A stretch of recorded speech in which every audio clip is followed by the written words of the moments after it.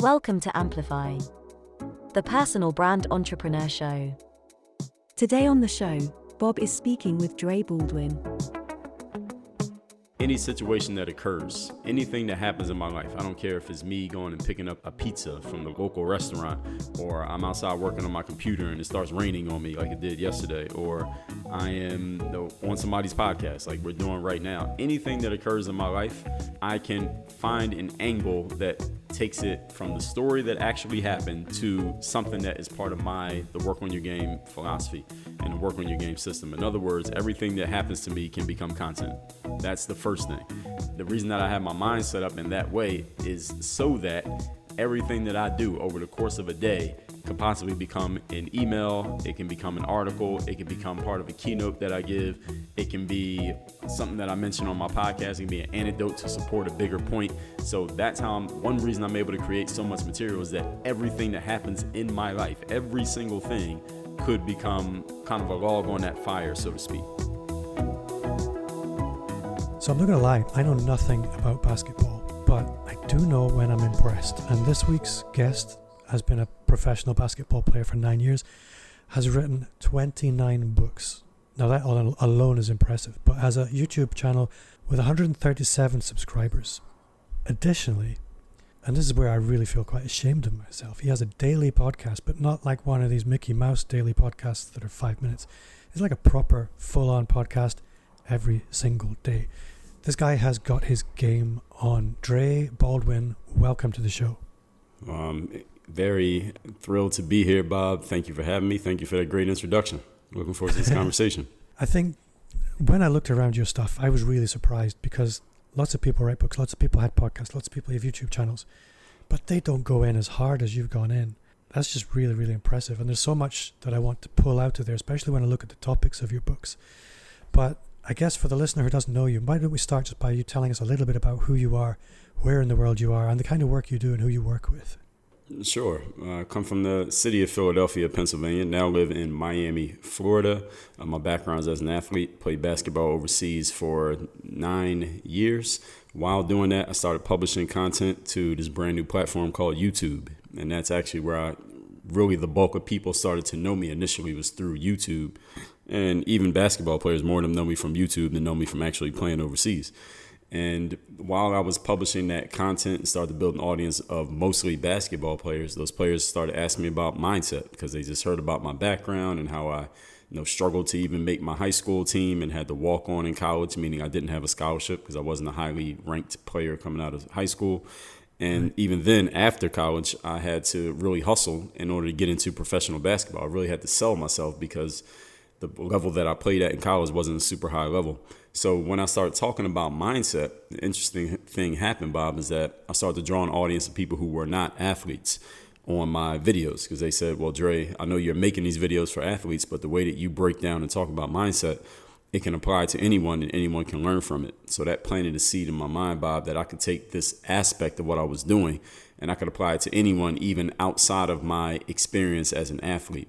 So when I stopped playing basketball in 2015, I already knew what I was going to be doing. I was going to take the mindset tools that worked for me as an athlete, and I could teach those to anyone, even if they had never picked up a ball in their lives. And I understand you're not a big sports guy, so it's perfect. So that's where the whole work on your game philosophy came from, just taking the mental tools that you need to succeed in sports and teaching people who didn't play sports how to apply them.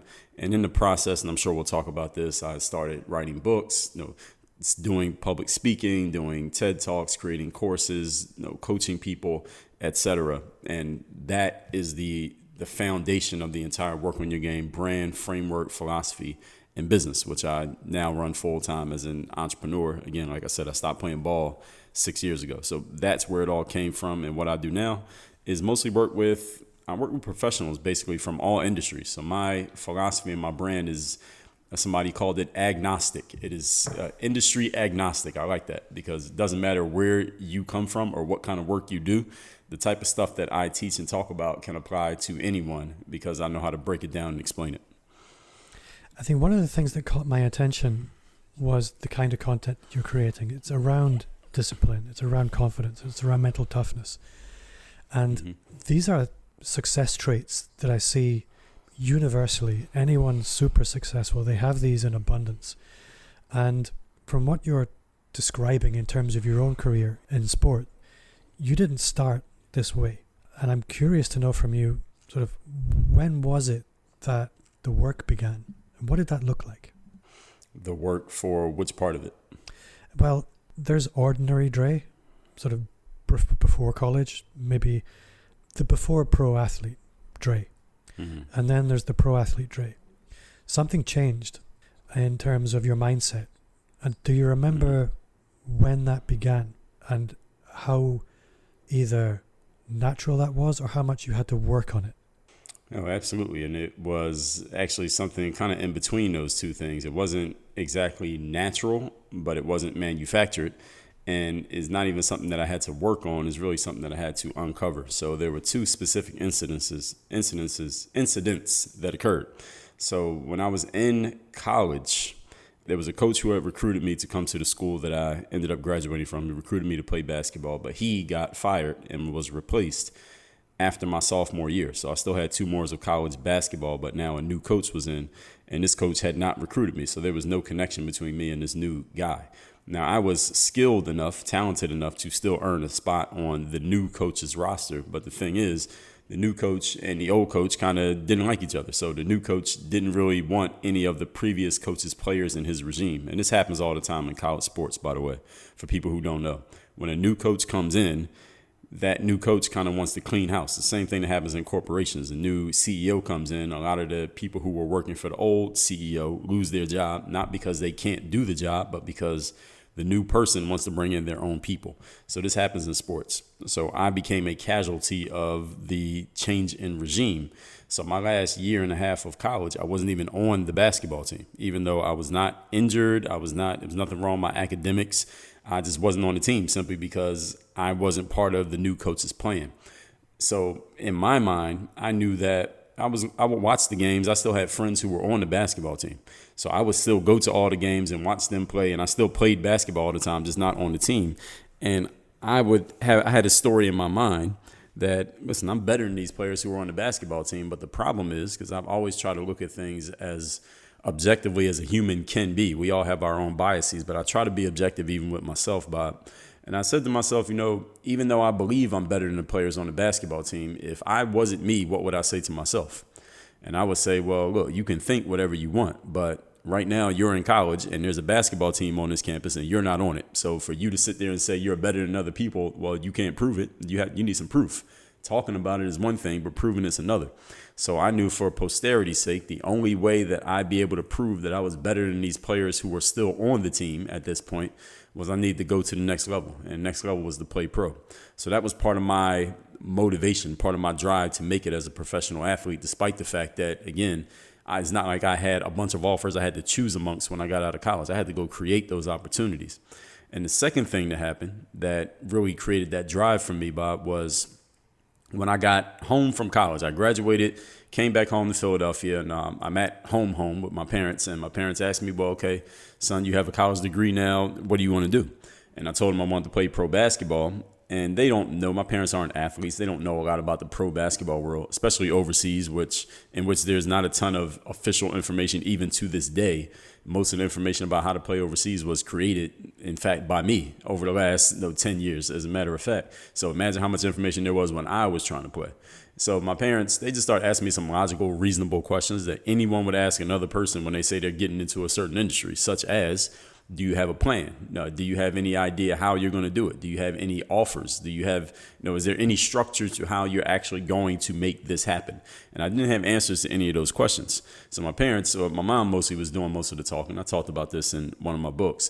And she was basically saying, well, look, if you don't have any kind of plan to do it, you still need to figure out what you're going to do as an adult here. Maybe go get yourself a job. You have a college degree, get a job somewhere so you can make some money. You can get yourself an apartment, a place to live, get yourself a car, start living like an adult. Now, I understand you want to play basketball, but if you don't have any plan for that, then you can't just sit around and wait on that. And she was absolutely right.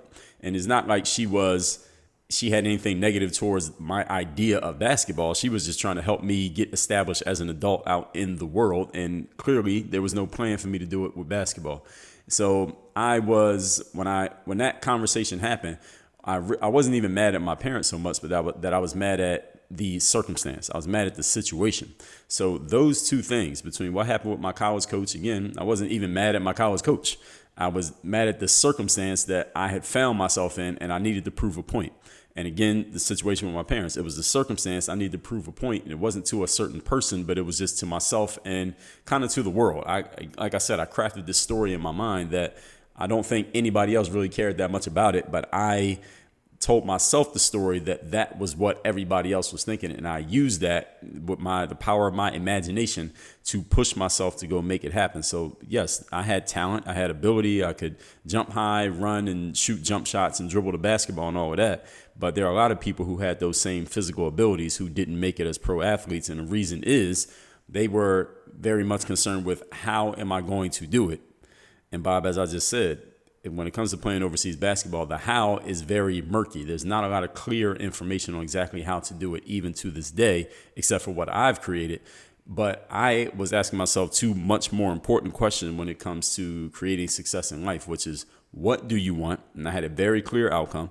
And why do you want it? That was the drive that was pushing me to go do it. And I just gave you the two stories that I always tell people are the real reason that I became a pro athlete. So if you ask yourself the what and the why, instead of asking yourself how, because when you ask yourself how, you're trying to think logically. But when you ask yourself what and why, you're thinking more on the emotional level. And we all know that people make decisions and are driven more by their emotions than they are by logic. Logic is a secondary thing that we use to justify our emotional decisions. And many people get themselves stuck trying to figure out how.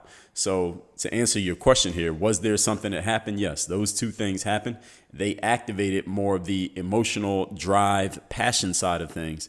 And through using that energy, I was able to figure out the logical how strategic side of things. So that all makes perfect sense. And it really brings me on to my next question, which is, you are a super productive person. You've 29 books. 4 TEDx talks, the daily podcast, the YouTube channel. You're doing a lot of stuff. And what I wonder is, when you look around yourself, and I see this, a lot of people, when they start their own business, for example, they wonder, why doesn't everybody do this? When you look around at people, what do you think about other people's productivity, other people's mindset? Why do you think everybody doesn't do this? Because it clearly works.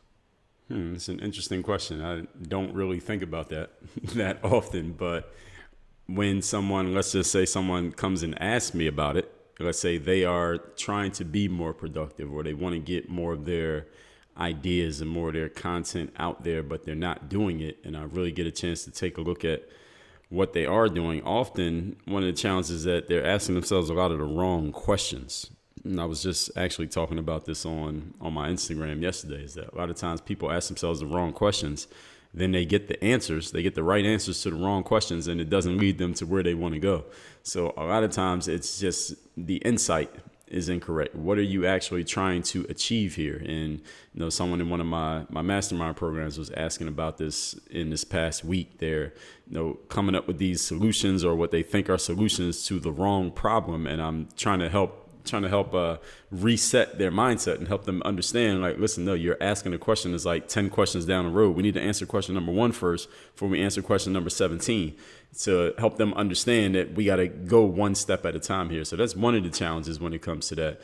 Another one when it comes to productivity specifically is sometimes people just don't have enough to say, or at least they don't know that they have enough to say is the better way of saying it. It's not even that they don't think they have it. They have it, but they haven't organized it well enough, or they haven't created a system that allows them to organize it well enough so that they can continually put out material. So I publish to all the social platforms, Twitter, Facebook, YouTube, Instagram, podcasts, and I even send out articles by email damn near every single day with the emails on all those other platforms every single day. The reason that I'm able to do that is not because I'm necessarily smarter than so many other people, but it's because I've figured out a way to organize disseminating my intellectual property and my knowledge and my ideas in such a way that I can do it in a duplicatable way, that I can do it every single day. And I can even teach someone else to manage it for me. I still have to come up with the material, but I can show someone else, all right, here's how we put this out. Here's how we organize this. Here's how we schedule it. And a lot of times people just don't have the organization around what they're doing. They have plenty of knowledge, because I know people who are, I would even say, might be more of an expert at what they do than I am an expert at what I do. And that's a compliment to them, because I feel like I know my thing pretty well. The difference between me and them is that they don't have the organization around it. They don't have the system. They don't have the structure. They haven't created a process that allows them to do it over and over and over again. And this is something, Bob, that I've always thought about, even going back to my basketball days when I was 15, 16 years old, just trying to get good and make my high school team. Was I always asked myself, what can I do every single day to make myself better? Because I understood that if I just go to the park and practice hard for 4 hours one day, that's not all of a sudden going to turn me into Michael Jordan or Stephen Curry.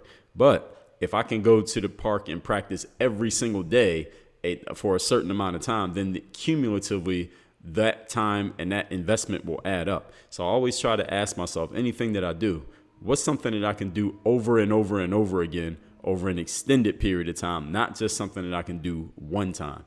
And again, this is all about asking yourself better quality questions. And I think a lot of people who are trying to be productive, they just don't ask themselves these type of questions. It doesn't even occur to them. So then when they're coming up short by their estimation on productivity, it's not because they can't be productive. It's not because they're lazy. It's not because anything's wrong with them.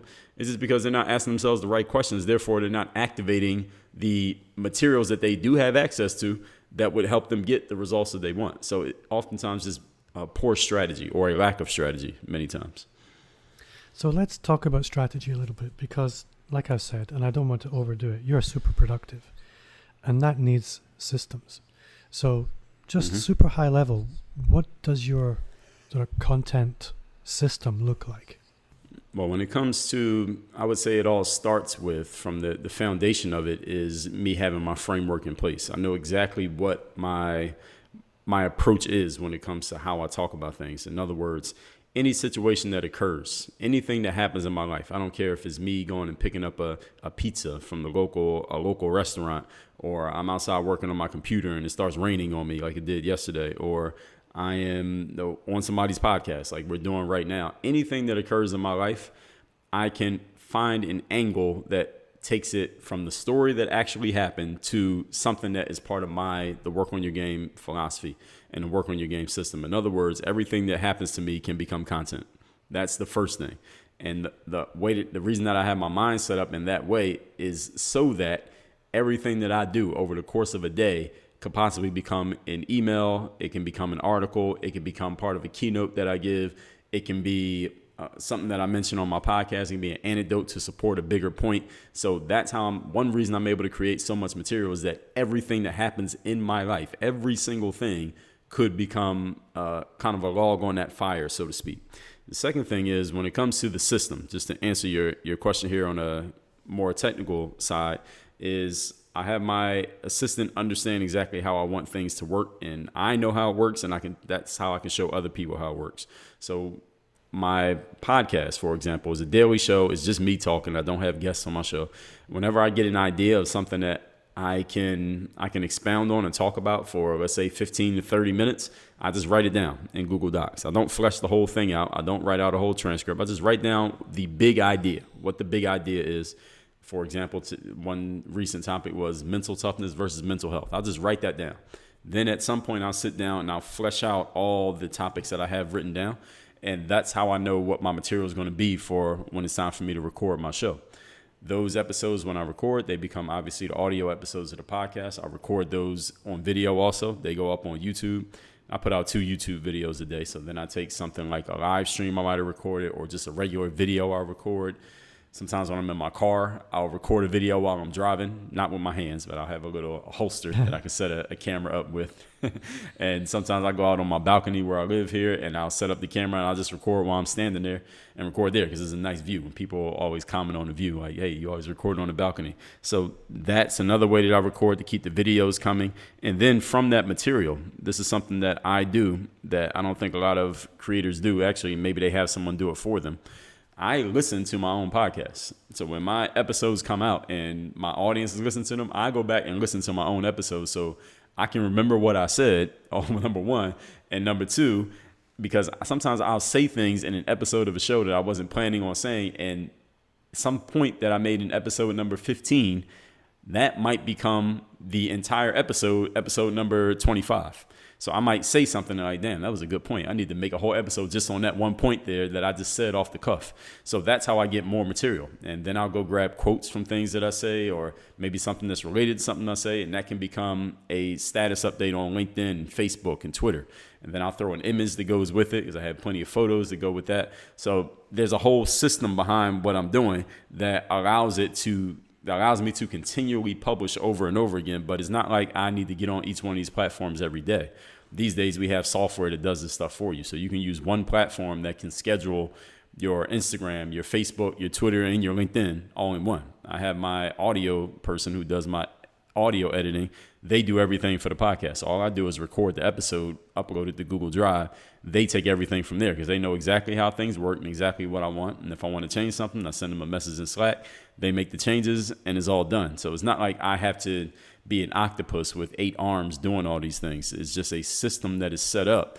But at the same time, I have to have the material in order to continually feed the system. That's a challenge that people have. And the main challenge that people have with that is, number one, they don't have the system in place. They don't have the mental organization to do it. And they haven't created a clear enough framework for what they're doing so that it's easy for them to come up with angles for what they're talking about. Me, I can come up with angles very easily simply because I know what my angles are. Anything that happens, like I said, I can figure out a way to bring it back to what I talk about. See, I didn't appreciate the importance of a framework until about a year ago. That once you have a framework, you have stories to tell all the time. You always have a place to go. It's really, really useful. And I would encourage, I really would struggle to think of any business where a framework isn't going to support you, isn't going to give you a competitive advantage, isn't going to help you actually explain your value to other people. For the listener, I wouldn't be doing my job properly if I didn't ask you how much time you spend on an average day in content land. In creating content? Yeah. On an average day creating content, I'd say maybe an hour. Let's just say every episode of my show is, let's say, 20 to 30 minutes. So let's just take out 30 minutes for recording an episode of my show. Then maybe grabbing some quotes from an episode or something that I said, and those will go into a doc that will eventually end up on Facebook, LinkedIn, Twitter as status updates. Then maybe a post that I'll put on Instagram. And that's maybe let's say I'll record a YouTube video. Maybe I'll go drive to the store. I'll bring my camera and I'll record a video that goes on YouTube. That'll take me 10 minutes. But I'm actually doing that while I'm driving. So it's not like I'm taking time out specifically for it. But the thing is, Bob, I batch all of these things. And I think that's an important thing for people to know. If we're talking productivity for content, I batch this kind of work. So I don't have to actually turn on the microphone and record an episode of my podcast every single day of the year. I might record 10 episodes in one day. Now, people only know that because I tell you. You wouldn't know it if you listen to the show, but I might record 10 episodes in one day, and that's it. And I always try to record more than I need. So knowing that my show is every day, every week, I try to record at least 8 episodes, right? Because it's 7 days in a week. So over the course of every month, I'm always kind of sandbagging a few extra episodes. So I'm always weeks and weeks ahead of my recording schedule. Publishing schedule rather. So if I want to go on vacation or if I was to get sick, God forbid, or something like that, I have a little bit of buffer space there in place. And when it comes to like the quotes, and I send out a daily motivation text to people in my text community for free every morning, I just write all those down in a Google Doc. And then I just schedule them all out at once. So I have those texts scheduled through the rest of this month, and then through the next month, I already have them scheduled. So it's not like every day I have to think about what do I need to do for this. Some days I might not create any content, but I'm publishing content, if you understand what I'm saying, because I already have it set up in place. Yeah, that makes perfect sense. But I think it was an important place to go because I meet so many people who tell me, seriously, I don't have time for one Instagram post a week or one YouTube video a week. Right. And it's important to get that contrast and it's important to get that context. I do want to look at why you do this, not right now, but I want to come to that in a little bit. What I want to speak about next is people don't create content for lots of different reasons. And a big reason for a lot of people is they're really worried about how other people are going to react to it.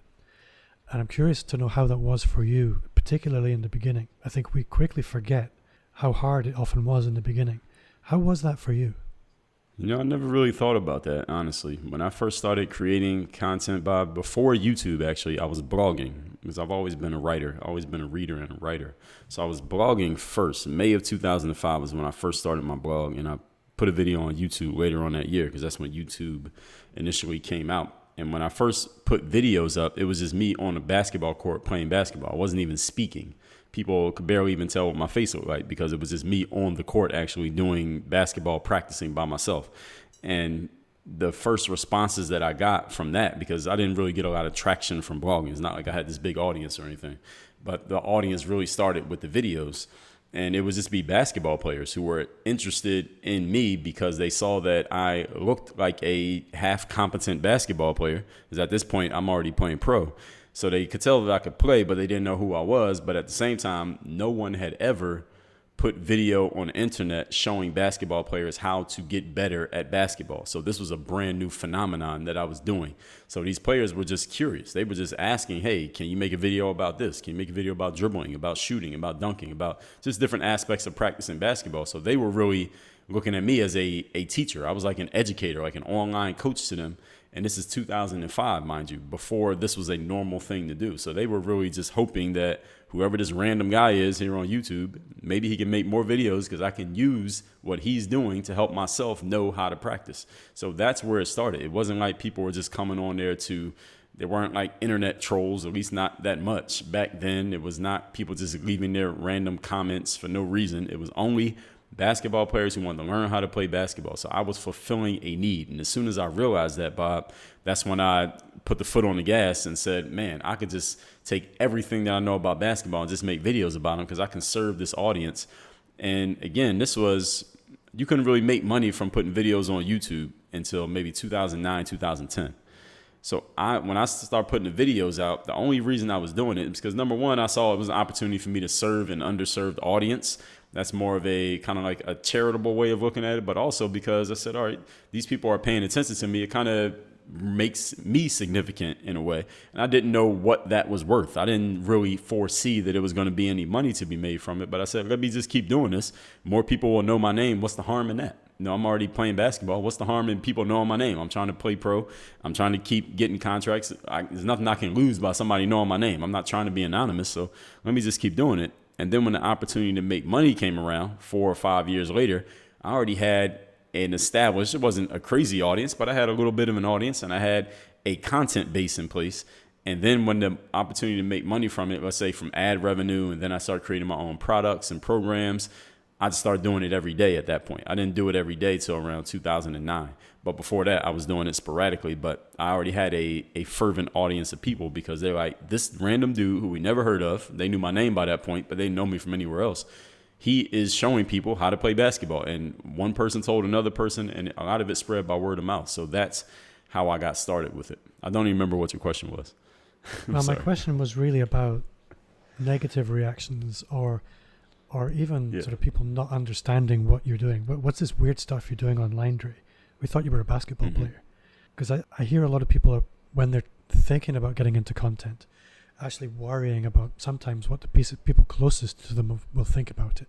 Okay, so let me answer that one. When I first started putting the content on the internet, some people close to me, people clearly knew that I was doing it. They could see that I was doing it, but it wasn't really a thing to be putting content on the internet. So it was kind of looked at as like this little person living in the basement type of hobby. It wasn't a business. And so nobody really cared at that time. The people saw that you were doing it, but everybody knew, like, what's your real job? What do you really do? It's not this, because again, there was no money to be made on the internet at that time. We're not using phrases like content, social media, branding, personal branding, influencer. Those phrases didn't even exist in the lingo at that time.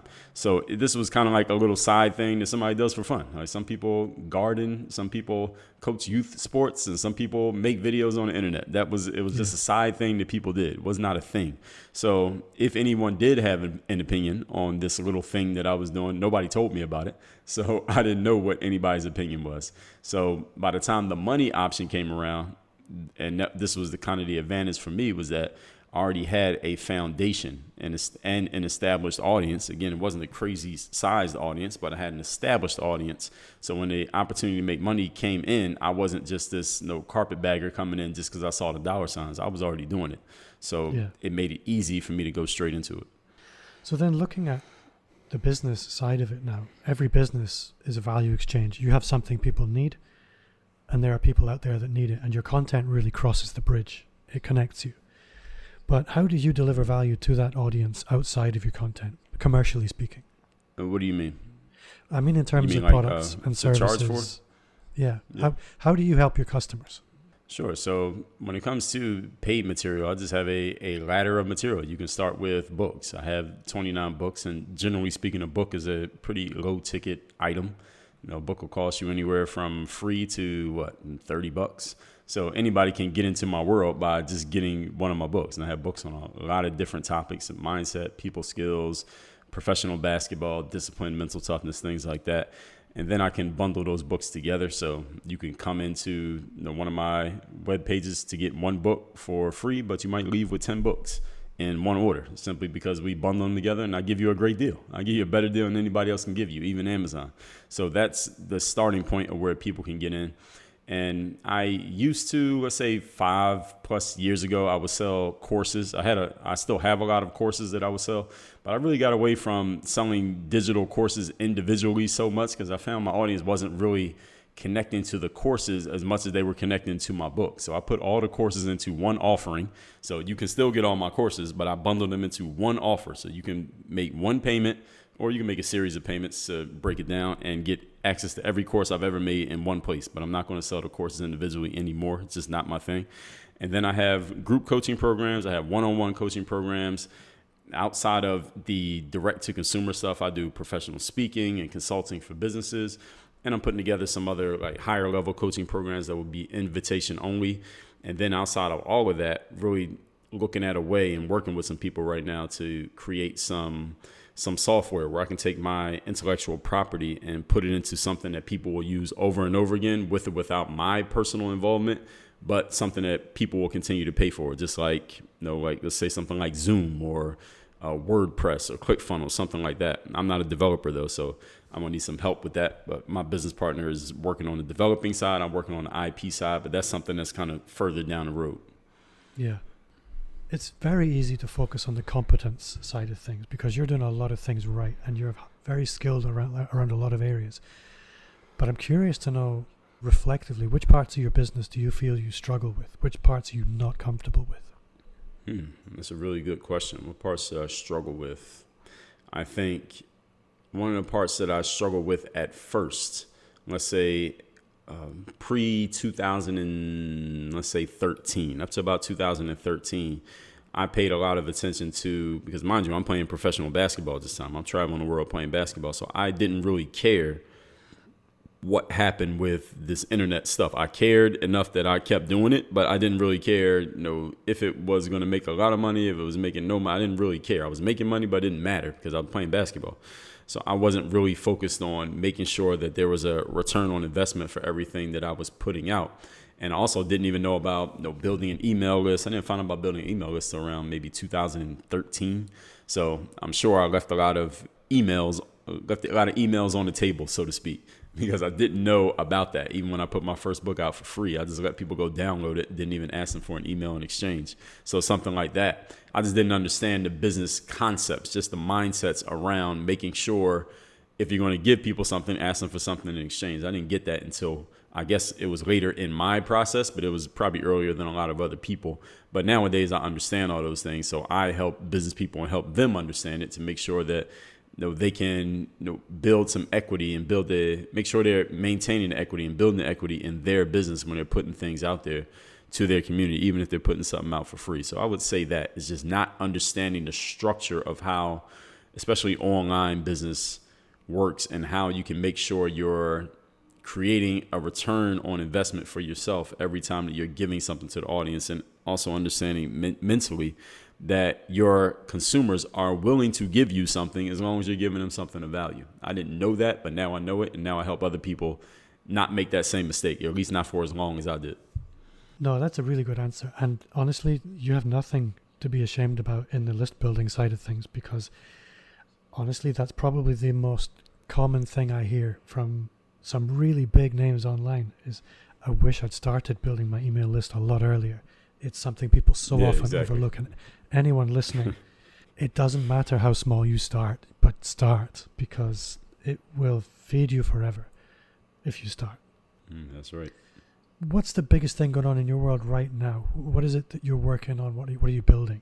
Biggest thing I'm building right now is actually three things. Number one, on the basic level, a new automation funnel, which is emails that I send out, and a lot of articles. I do a ton of writing, so I send out articles either every other day or damn near every day, depending on where you are in my automation system. So I'm working on another one right now. This one's going to be probably about 2 to 3 years long worth of emails that I'm sending out between offers and articles.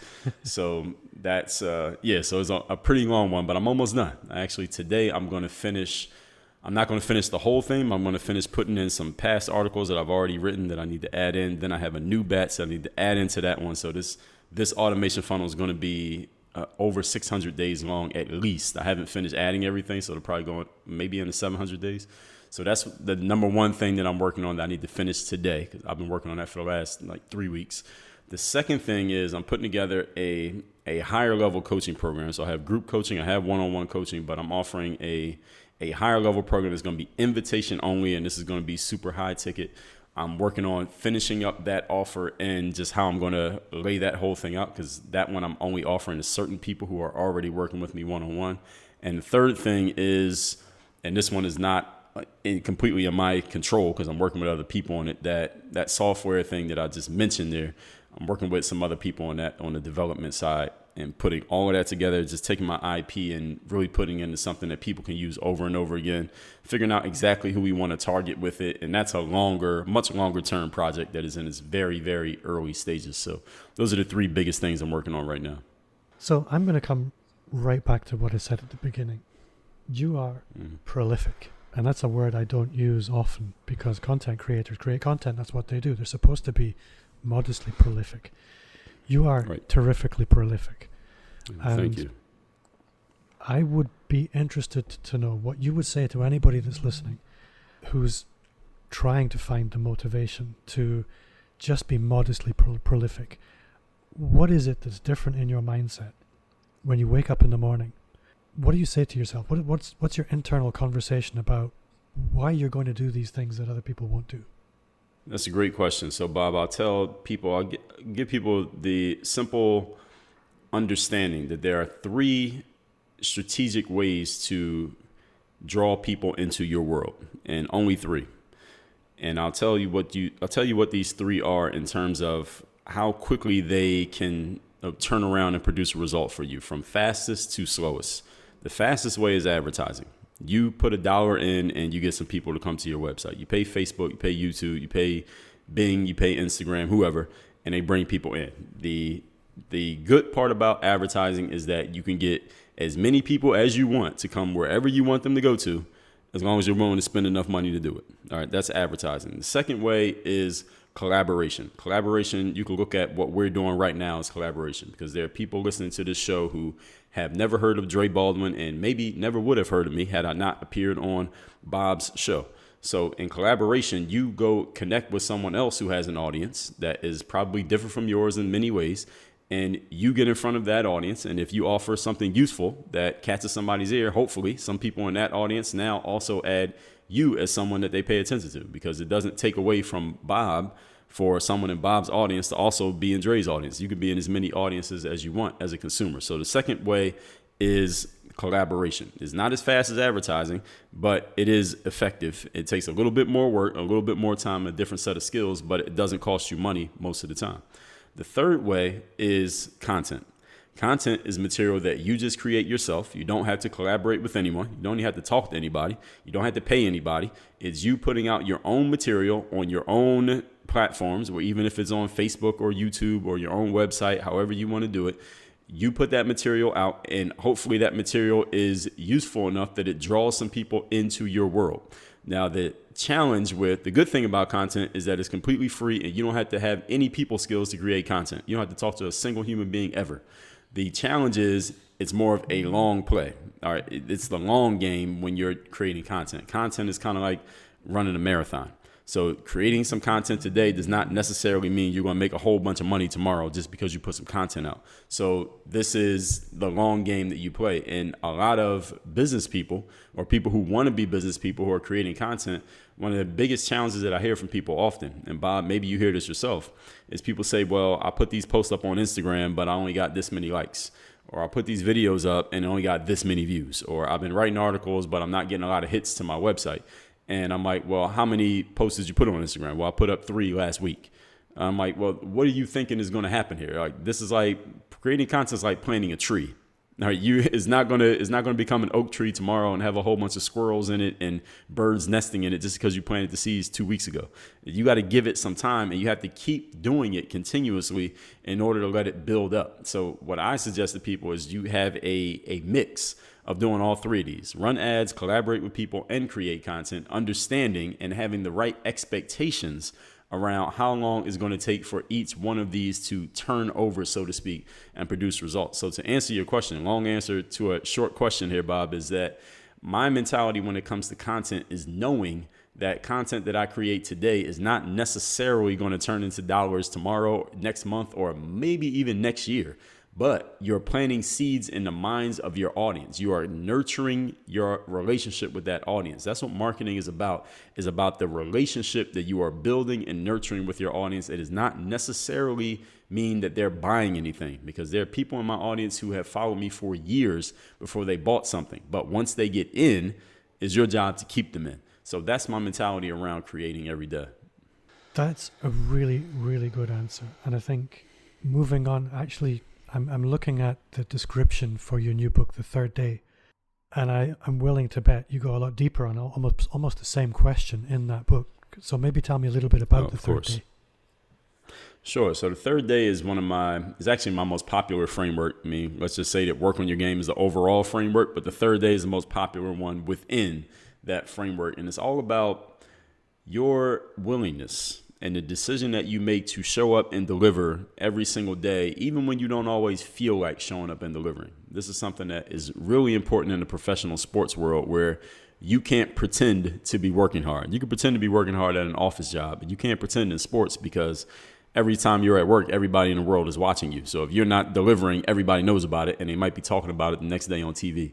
So The Third Day is all about, yes, it's a situation, it's a circumstance. Like the first day you show up to the gym, you might feel great about it because you chose to join the gym. You got new workout clothes, a new personal trainer, and the workout kicks your butt because you're not in shape yet, but you're like, hey, I'm doing this. The second day, you got a little bit of fatigue from the first day, and the workout's a little bit harder because you had a fatigue on your body from day one and that same workout that you're not in shape for yet. But you look at yourself in the mirror when it's over and you say, hey, I'm still doing this. Just a little bit less enthusiasm, but you're still doing it. By the third day, already you're questioning your decision-making process. By the third day, your body and mind, right, are having a difference of opinion. By the third day, this is one of those days where you might grab your phone and text your trainer and say, hey, just charge me for the session, but I'm not coming. The third day is that moment when you realize that this thing that you signed up for is not all fun and games. It's not going to be one big party.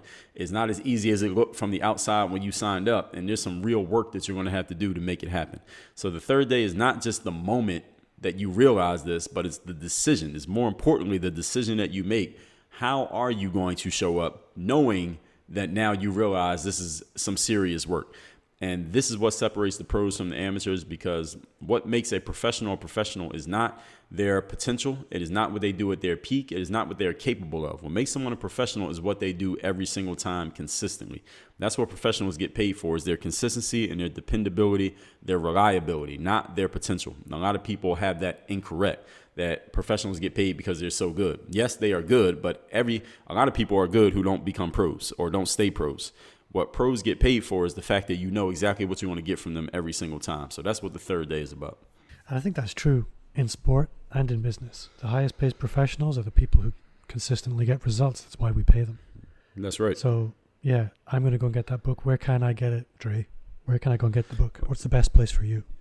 You can get the book for free. All you had to do is cover the shipping if you go to thirddaybook.com. Now, Bob, I understand you are located outside of USA.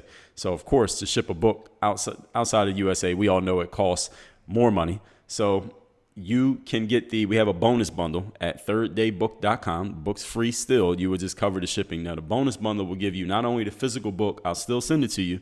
You'll also get the digital book and the audio book. So you can actually start reading and or listening to the book right now while you wait for, as long as it's going to take for us to get this book shipped and over to you wherever you happen to be, if you're outside of the USA. But if you're in the USA, of course, you can just get the paperback. And if you're overseas, you can just get the paperback too, just with the understanding that you know how long it takes to ship stuff from the USA to where you are. So thirddaybook.com, we have options for everybody. We have the digital, we have the physical, we have the audio at thirddaybook.com. The book's free. All you're going to do is cover the shipping.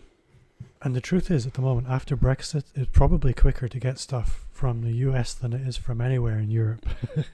Oh, perfect. Yeah, there you go. The postal system here's gone crazy.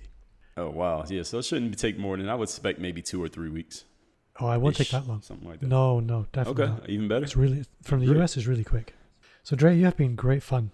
I've really enjoyed myself and learned a lot. If people want to connect with you, where can they find you online? What's your favorite social media platform? My favorite is Instagram. That's the one that I use the most, simply because I'm on the Instagram stories. I use Instagram stories all day, every day. So Instagram is just my name, Dre Baldwin. You can DM me there. You can message me there. You can follow me there, of course. And I don't think my daily motivation text, which I send every day, I don't think you can get it if you don't have a US-based number. So if you are in the USA, anybody who's listening, you just text me. My text number is 305-384-6894. That's a US number. You can get my daily motivation text straight to your phone every day. And if you give me that number in an email, I will include it in the show notes. Okay, perfect. So, Dre, I need to ask you the one question that I ask everyone at the end of the show. And it's, what's one thing you do now that you wish you'd started 5 years ago? Man, well, I already gave you the build a list thing, so I'll do something you can't different. Have that. One thing I do now that I wish I did 5 years ago, I wish I had done more of that collaboration, like I talked about, more of what we're doing right now.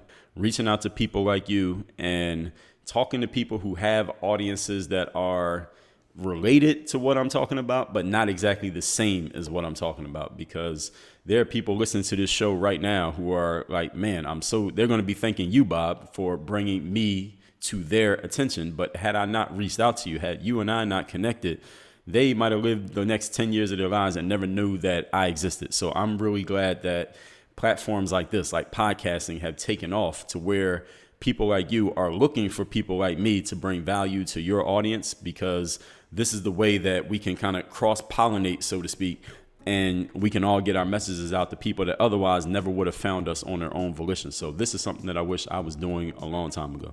Well, Dre, I'm really glad you made the time for me. It's been great to meet you. Thank you so much for coming on the show. Absolutely, Bob. I appreciate you for sharing your platform. This has been a great conversation. Before I go, just a quick reminder to subscribe and join our Facebook group. You'll find a link in the show notes, or visit amplifyme.fm/insiders. Also, connect with me wherever you hang out. You'll find me on all the social platforms at Bob Gentle. If you enjoyed the show, then I would love a 5-star review on Apple Podcasts. It would make my day. And if you shared the show with a friend, you would literally make my golden list. My name's Bob Gentle. Thanks to you for listening, and I'll see you next week.